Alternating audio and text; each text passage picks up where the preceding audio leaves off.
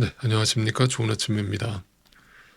여러분, 하나님의 생각은 우리의 생각과 다릅니다. 여러분, 정말 동의하십니까? 그런데 왜 우리는 자꾸 우리의 생각과 하나님의 생각이 같다라고 착각하는지 모르겠습니다. 왜 하나님은 꼭 우리의 생각대로 움직이셔야 된다라고 생각하는지 모르겠습니다. 또 그렇게 기도하는지도 모르겠습니다. 우리가 이것에 대해서 분명한 인식을 가지고 계실 필요가 있겠습니다. 어제도 말씀드린 것처럼 믿음이라고 하는 것은 절대 나로부터 출발되는 것이 절대 아닙니다. 내 확신이나 내 생각이나 내 의지가 결코 믿음이 아닙니다. 그것은 그냥 자기 긍정이고 자기 열심일 뿐이지 하나님의 열심이 아닙니다. 하나님은 그 가운데 역사하시지 않습니다. 그리고 그런 믿음은 절대 오래 가지 못하는 것으로 열매를 드러냅니다. 그래서 종교인이 되거나 아니면 중간에 나가 떨어지는 존재가 되고 마는 것이죠. 그것이 바로 예수님의 제자들이 3년 동안 예수님을 쫓아다닌 결과였습니다. 분명히 잊지 마십시오. 믿음은 나로부터 나오는 것이 아니고 주어지는 것입니다. 이것을 어떤 말로 더 이상 설명할 길이 없습니다. 불가능합니다. 그것은 경험을 통해서만 알게 되는 것입니다. 여러분, 그렇다고 해서 믿음이 없는 분들을 지금 제가 무시하거나 수준을 낮게 여기려고 하는 것은 절대 아닙니다. 고린도 교인들은 너희는 아직도 그걸 모르니 하면서 자신의 신앙을 자랑하고 의시되다가 교만의 죄를 짓고 사도 바울에게 꾸짖음을 받았지만 진짜 믿음이 내 안에 들어온 사람은 절대 그 고린도 교인들처럼 행동을 할 수도 없고 말을 할 수도 없습니다. 그 믿음은 절대로 나로부터 온 것이 아니기 때문에 전적인 하나님의 은혜이기 때문에 자랑거리가 되지 못하는 것입니다. 그래서 우리가 할 수 있는 일이라고는 그저 하나님께 다 맡기고 그 믿음이 나에게 저절로 주어질 때까지 기다리는 것밖에 없습니다. 그런데 꼭 기억하십시오. 정말 그 믿음이 나에게 오기를 원하신다면 하나님의 생각과 그 방법을 먼저 아셔야 되는데 하나님은 우리에게 그 믿음을 허락해 주시기 위해서 먼저 우리의 힘을 완전히 빼버리신다는 사실입니다. 이게 바로 이제 우리가 겁나는 부분인 거예요. 우리는 이것을 빼지 않고 뭔가를 얻을 방법을 항상 찾는 거죠. 네, 이것이 이제 양다리죠, 양다리. 이것도 얻고 이것도 얻고 싶은 거예요. 그런 길은 없습니다. 성경의 하나님의 방법은 내가 지금 쥐고 있는 것을 완전히 놓게 하신 뒤에 새 것을 주시는 겁니다. 새 술은 새 부대에만 담을 수 있는 겁니다. 버리지 않고서 채워지는 하나님의 방법은 없습니다. 그래서 어찌 보면 여러분에게 그 믿음이 주어지지 않는 것은 여전히 내가 버리지 못하고 있는 무언가가 있는 겁니다.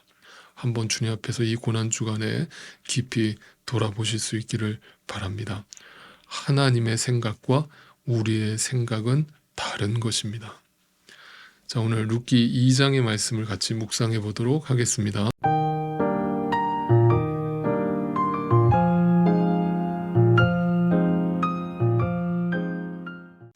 자, 시어머니 나오미는 타국에서 모든 것을 다 잃어버렸죠. 사랑하는 남편을 잃어버렸고 사랑하는 두 아들까지 다 잃어버렸습니다. 그리고 경제적으로도 완전히 파탄이 났습니다. 그런데도 나오미는 여전히 그 하나님을 신뢰하고 있었고 그 모습을 곁에서 지켜보던 며느리 룻은 어머니의 하나님이 나의 하나님이 될 것입니다 라고 고백하면서 그 어머니 곁에 머물렀습니다. 인간적인 눈으로 봤다면 어떤 희망도 보이지 않았고 기댈 수 있는 것도 의지할 수 있는 것도 없던 그 상황 속에서 이 두 여인은 하나님 품에 안기고 있는 모습입니다. 그런데 놀라운 사실은 성경은 이것이 하나님의 생각이며 하나님의 방법이라고 우리에게 소개해주고 있는 것입니다. 그러니까 지금 나오미와 룻을 인도하시는 그 하나님을 우리도 경험해야 하며 우리도 하나님이 그렇게 인도하실 것이라는 것입니다. 하나님은 우리를 너무너무나 사랑하시는데 그 사랑은 지금 이 나오미의 상황처럼 룻의 상황처럼 이 땅에서 소망을 끊어내시는 것으로 드러난다는 사실입니다. 그래야만 우리가 온전히 하나님을 의지하고 하나님을 바라보고 하나님 절대 의존적 신앙을 가지게 될 수 있기 때문입니다. 그런데 여기서 어떤 분들은 이렇게 반문하실지도 모르겠습니다. 목사님, 그런데요, 저는요, 저 하나님이 축복을 해주셔도 절대 딴짓 안 할 자신 있고요. 더 지금보다 열심히 하나님 섬길 수 있거든요. 네. 여러분, 지금으로부터 2000년 전에 예수님의 수제자였던 베드로라고 하는 사람도 방금 여러분이 하신 그 여러분과 똑같은 고백을 했었다는 사실을 아십니까? 예, 아직도 나의 의지를 믿으십니까? 자, 이처럼 나오미의 가정을 통해서 구속사의 계획을 실행하시기 위한 하나님의 철저한 계획은 한치의 오차 없이 철저하게 진행되고 있습니다. 그 과정 속에서 나오미의 인생에 개입하셔서 그 인간적 소망을 다 끊어버리신 후에 그 상황 속에서 어떤 일들을 드러내시는가, 오늘 2장 1절을 이렇게 증거하고 있습니다. 2장 1절을 보겠습니다. 나오미에게는 남편 쪽으로 친족이 한 사람 있었다. 그는 엘리멜렉과 집안간으로서 재력이 있는 사람이었다. 그의 이름은 보아스이다. 네, 바로 그 유명한 보아스가 등장을 하고 있습니다. 나중에 제가 제일 마지막 장에 가서 이 의미를 총체적으로 설명을 드리겠지만 결국 하나님의 계획이 무엇이며 하나님의 생각이 무엇인지를 알게 만들어주는 인물이 바로 이 보아스라는 사실입니다. 자, 어쨌든 이제 이 보아스와 룻의 운명적인 만남이 2장 전체를 통해서 기록되고 있습니다. 한 가정의 가장을 잃어버렸던 그 룻은 자신이 직접 생계전선에 뛰어들 수밖에 없었고, 그런데 그녀는 이방 여인이었잖아요. 이방 여인이었기 때문에 이스라엘 땅에서 정상적인 직업을 갖기는 어려웠을 겁니다. 그래서 결국은 줄임배를 채울 방법을 찾던 중에 당시 이스라엘의 율법에는 농장 주인이 그 가을의 추수를 다 끝내고 나면 가난한 자들을 위해서 이삭의 일정 부분을 남겨놓도록 되어 있었어요. 그게 이제 율법이었습니다. 그래서 이제 이 룻이 이삭이라도, 그러니까 주인이 먹다 버린 것이죠. 쉽게 말하면 남겨놓은 것이라고는 하지만 사실은 먹다 버린 것을 주워서 먹기 위해서, 그거라도 먹기 위해서 한 농장을 찾아갔는데 그 농장이 바로 보아스가 경영하던 농장이었던 것이죠. 자, 이제 한번 생각을 해보겠습니다. 나오미의 남편 엘리멜렉은 처음에 이스라엘 땅을 떠나서 모압 땅으로 갈 때에 그 이유가 뭐 때문에 떠난 거였습니까? 바로 기근 때문이었던 거죠. 다시 말하면 배가 고파서 먹고 살기 위해서 떠난 것이죠. 그런데 그 결과가 뭔가 하면 더 먹고 살기가 좋아졌습니까? 자신이 생각했던 대로 모압 땅에서 잘 먹고 잘 살았습니까? 아니죠. 오히려 자신의 생명을 잃어버렸고 그로 인해서 자신의 가정은 더욱더 가난해졌죠. 그래서 다시 이스라엘로 돌아왔을 때는 결국 그 이스라엘을 떠나기 전보다 더 궁핍해졌죠. 내 생각대로 되는 게 하나도 없는 곳이 이 세상이죠. 그래서 거지들이나 할 법한 남의 땅에 들어가서 남의 땅에 기웃거리면서 떨어진 이삭이나 줍는 신세로 전락해버리고 말았습니다. 여러분, 이 장면에서 어떤 장면이 떠오르지 않으십니까?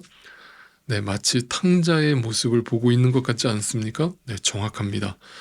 자신의 배를 채우기 위해서 세상을 향해 떠났던 그 탕자의 걸음의 결과가 뭡니까? 결국 모든 것을 탕진하고 잃어버린 후에 더 배고픈 존재로 발견되는 이야기가 탕자의 이야기지 않습니까? 그게 바로 우리의 이야기고 그것이 지금 이 룻의 이야기와 맞닿아 있는 겁니다.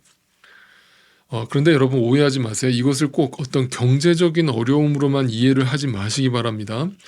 성경에서 가난함이라는 것은 심령이 가난한 것을 뜻해요. 다시 말하면 육적인 가난함과 동시에 영적 가난함을 말하는 것이거든요.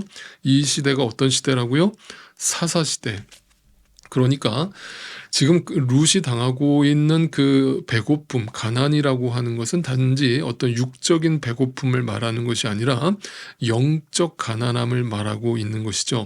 그래서 그 영적 배고픔은 어떻게 나타납니까? 내 마음의 공허함과 허무함의 연속으로 나타나는 것이죠. 그래서 이제 오늘날에도 경제적으로는 남부러울 것 없이 살아가시지만 그 심령은 가난한 상태로 머물면서 그 허무함과 공허함에 시달리면서 우울증에 시달리면서 살아가고 있는 사람들을 우리 주변에서 쉽게 찾아볼 수 있지 않습니까? 뭐 멀리서 찾지 마시고 지금 여러분이실 수도 있고요. 그래서 성경이 말하는 가난함은 절대 어떤 경제적인 가난함만을 말하는 것이 아님을 꼭 기억하실 필요가 있습니다. 하나님을 떠난 인간은 결국 심령이 가난한 존재로 발각되고 드러날 수밖에 없다는 것을 이 장면에서 보여주고 있는 겁니다. 바로 그때 모든 것을 다 탕진하고 모든 것을 다 잃어버리고 모든 것을 다 빼앗긴 후에 그때 하나님은 나타나셔서 나의 하나님으로서 드러나시는데 그 나의 하나님은 보아스라고 하는 사람을 보내셔서 우리에게 이렇게 말씀해 주시는 겁니다. 2장 11절로 가보겠습니다. 보아스가 룻에게 대답하였다. 남편을 잃은 뒤에 댁이 시어머니에게서 어떻게 하였는지를 자세히 들어서 다 알고 있어. 댁은 친정아버지와 어머니를 떠났고 태어난 땅을 떠나서 엊그제까지만 해도 알지 못하던 다른 백성에게로 오지 않았소. 12절 댁이 한 일은 주님께서 갚아주실 것이요. 이제 댁이 주 이스라엘의 하나님의 날개 밑으로 보호를 받으러 왔으니 그분께서 댁에게 넉넉히 갚아주실 것이요. 1차적으로만 일단 해석을 해드리겠습니다. 이 보아스는 사람이잖아요. 그죠? 때로는 하나님의 말씀이 사람을 통해서 전달될 때가 있지 않습니까? 이 보아스라는 사람을 통해서 지금 룻은 하나님의 음성을 듣고 있는데 어떤 음성입니까? 이스라엘의 주 하나님의 날개 밑으로 당신을 보호해 주실 것입니다 라는 음성을 듣고 있습니다. 여러분, 날개 아래 품는다는 뜻이 무슨 뜻입니까? 그것은 마치 새들이 자기 새끼들을 날개 아래 품는 모습을 떠올리잖아요. 그러니까 집 나갔던 자식이 다시 돌아오니까 아버지가 탕자를 끌어안아 주듯이 그에게 좋은 옷을 입히고 잔치를 베풀듯이 날개 아래 새끼를 품듯이 이 세상에서 거지처럼 남이 먹다 남긴 이삭이나 주워 먹을 수밖에 없는 신세로 전락해버리고 돼지 쥐염 열매나 집착하면서 그 가짜 생명에 목매달아서 살던 그 인생, 고달프고 괴롭고 심령이 가난하다 못해서 목말라 비틀어진 흘릴 눈물조차 남아있지 않는 상태로 머물러 있는 그 죽지 못해 살고 있던 한 인생에게 주님이 찾아오셔서 인간을 통해서 어떤 위로의 말씀을 주시는가? 여호와의 날개 그늘 아래 너를 품게 될 것이다. 우리를 품으시는 하나님의 은혜의 말씀을 들려주시는 것이죠. 여러분, 그래서 성경이 일관되게 가르쳐주는 비법이 있습니다. 그 기준이 있어요. 뭡니까? 죄가 많은 곳에 은혜가 넘치고요.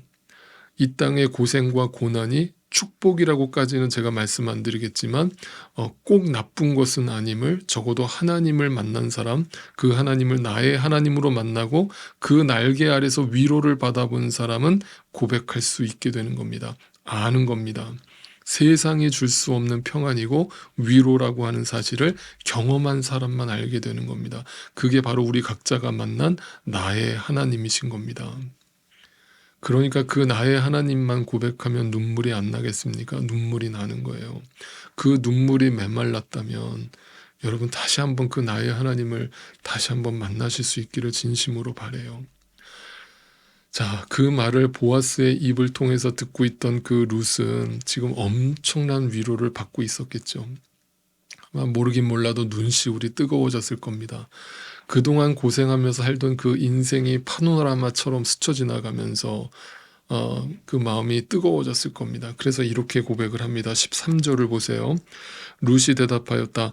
어른께서 주인께서 이토록 잘 보살펴 주시니 몸둘 바를 모르겠습니다.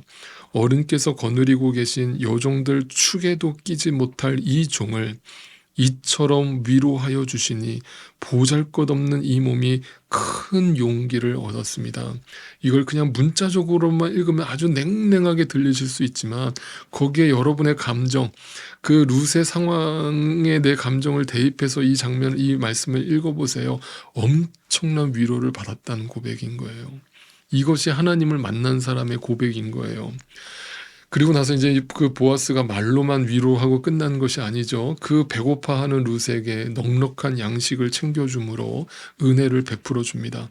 그리고 그 은혜를 받아서 집으로 돌아온 그 룻이 시어머니 나오미에게 이 모든 사실들을 다 말해주죠. 그랬더니 나오미가 뭐라고 고백을 합니까? 자, 20절을 보겠습니다. 나오미가 며느리에게 말했다. 보아스는 틀림없이 주님께 복받을 사람이다. 자, 거기다 밑줄을 쳐놓으세요. 복받을 사람. 다시 말하면 그는 복이다. 이렇게 표현을 했습니다. 복의 근원 이런 뜻입니다. 그 사람은 먼저 세상을 뜬 우리 식구들에게도 자비를 베풀더니 살아있는 우리에게도 한결같이 자비를 베푸는구나. 나오미가 그에게 말을 계속하였다. 그 사람은 우리와 가까운 사이다. 그는 집안간으로서 우리를 맡아야 할 사람이다. 자, 거기다 밑줄을 쳐놓으세요.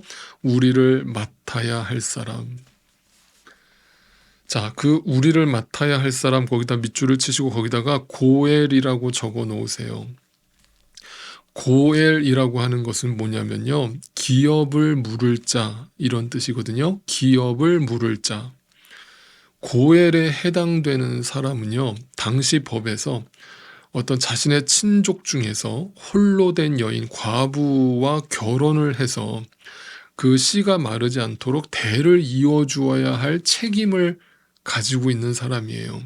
그러니까 고엘의 자격은 가까운 혈족이면서 그 가족 중에 친족 중에 그런 남편을 잃은 여인과 결혼을 해서 씨를 이어주는 역할을 해야 됐던 거예요. 그런데 이 보아스가 그 고엘의 자격에 딱 맞아떨어지는 사람인 거죠.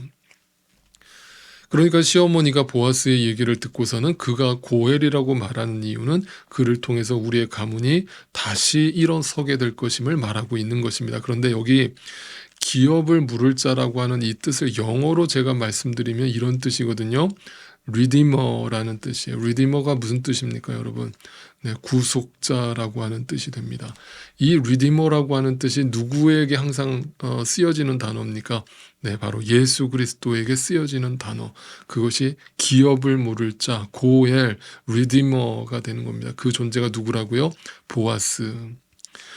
그러니까 지금 보아스가 능력자이면서 기업을 물을 자, 구속자로 등장한다는 것은 바로 이 보아스가 곧 예수 그리스도를 예표하는 인물임을 알게 되는 것입니다.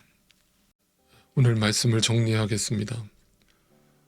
여러분, 우리는 모두 자신의 배고픔을 욕망으로 삼아서 스스로 하나님의 땅을 떠나서 이방 땅으로 나아갔던 엘리멜렉과 같습니다. 그곳에서 벌어진 일은 우리의 생각과 달랐으며 우리 뜻대로 되어지는 것은 하나도 없었습니다. 그때는 내 인생이 어디로 인도함을 받게 될지 전혀 알지 못했습니다. 그런데 그 인생의 밑바닥에서 내 심령의 가난함으로 날마다 울어대던 그 자리에서 주님의 날개 아래로 우리를 다시 품으시는 그 주님의 위로를 경험합니다. 그리고 이 땅에서 먹고 살아갈 수 있는 일용할 양식을 날마다 허락하여 주시며 우리에게 다시 힘을 불어넣어 주십니다. 그러나 그것이 아무리 하나님의 위로와 축복이라고 할지라도 이 땅에서 누리는 잠깐의 복락이라면 그것이 우리에게 무슨 의미가 있겠습니까? 병에 걸렸다가 기적적으로 치유를 받았다고 해도 언젠간 죽을 것이고 언젠가 또 병에 걸릴 것이라면 그것이 도대체 우리에게 어떻게 근본적인 복이 되겠습니까? 그때 보아스를 통해서 기업을 물을 자, 리디머, 구속자로 나타나시는 예수 그리스도를 만나게 하십니다. 그것이 나에게 근본적인 복이며 가장 고귀한 지식임을 알게 하십니다. 그것을 믿음으로 여기게 하시고 그 믿음을 복으로 여기게 하시고 그 주님을 찬양하며 섬기게 하십니다. 은혜로다, 은혜로다.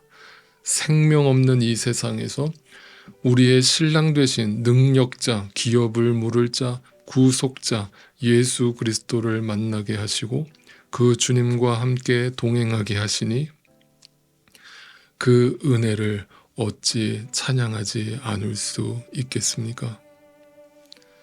이 고난주간을 통해서 다시금 우리가 간절히 바라던 이 땅의 소망이 끊어지고 예수 그리스도로 말미암아 얻게 되는 진정한 소망이 우리 가운데 다시금 선명하게 드러나게 되기를 주님의 이름으로 축복드립니다. 내일 아침에 또 뵙겠습니다.